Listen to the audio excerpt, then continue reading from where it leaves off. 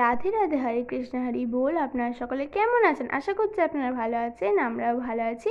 আজকের ব্লগটা এখান থেকে শুরু করছি। আর আপনারা সকলে আজকে আমাদের গোপু সোনাদের শৃঙ্গার দর্শন করুন। তো আজকে গোপু সোনাদের ইচ্ছে হয়েছে রসগোল্লা খাবে, তো চলে এসেছি রসগোল্লা তৈরি করতে। সেটা আজকে আমি আপনাদের সকলের সঙ্গে শেয়ার করব। এখানে দুধটাকে ভালো করে জাল দেওয়া হয়েছে, তারপরে দুধটাকে ছানা কাটিয়ে নিয়েছি। এবার সেই ছানাটাকে ভালো করে ছাঁকনিতে ছেঁকে নেব। ছাঁকনিতে ভালো করে ছেঁকে নেওয়া যাতে ছানার মধ্যে একটুখানিও জল না থাকে, একদম ছানাটা শুকনো হয়ে যায়। তো এখানে ততক্ষণ ছানাটা ছেঁকে নেওয়ার পর থালায় করে নিয়ে নিয়েছি। এবার হাতের সাহায্যে এটাকে ভালো করে পিষে নিতে হবে, একদম ময়দার মতো খুব সুন্দর করে পিষতে হবে হাতের সাহায্যে। এখানে চিনি দিয়ে রসটা তৈরি করে নিচ্ছি ভালো করে। যতটা পরিমাণ জল নেবেন ততটা পরিমাণই চিনি নেবেন।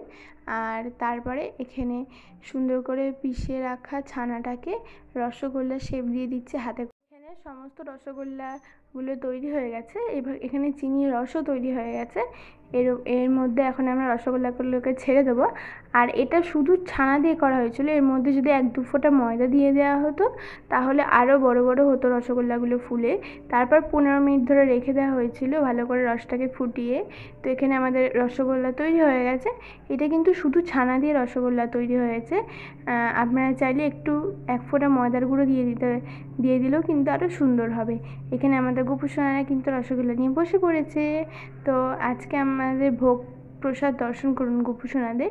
এখানে আমরা রসগোল্লাটাকে গোপু সোনাদেরকে খাইয়ে দিচ্ছি এখন। এই যে আজকের ভিডিওটা এ পর্যন্ত। রাধে রাধে, হরে কৃষ্ণা। এরকমই গোপু সোনাদের ভিডিও দেখতে চ্যানেলটিকে সাবস্ক্রাইব করেন। ভিডিওটা ভালো লাগলে লাইক, কমেন্ট, শেয়ার, সাবস্ক্রাইব করতে ভুলবেন না। রাধে রাধে।